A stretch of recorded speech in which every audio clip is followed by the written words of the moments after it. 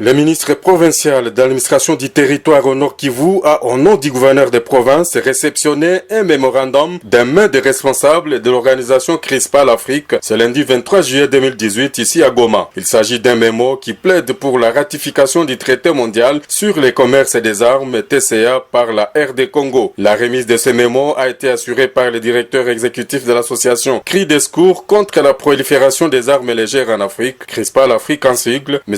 Jean-Paul Matouk Mounan. Le souci pour ces membres de la société civile est que le gouvernement congolais mette à profit sa participation à la prochaine conférence de Tokyo, la 4e des États partis au traité mondial sur les commerces des armes pour la ratification de ces derniers. La finalité est de mettre fin au flux d'armes et de munitions qui alimentent les conflits, la pauvreté et les violations des droits de l'homme dans notre pays.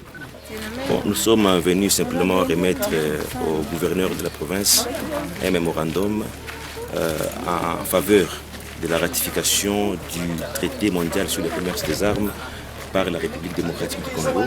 Comme vous le savez, il y a très prochainement, donc du 19 au 24 août 2018 à Tokyo, au Japon, une conférence des États parties membres du traité mondial sur le commerce des armes pour son évaluation.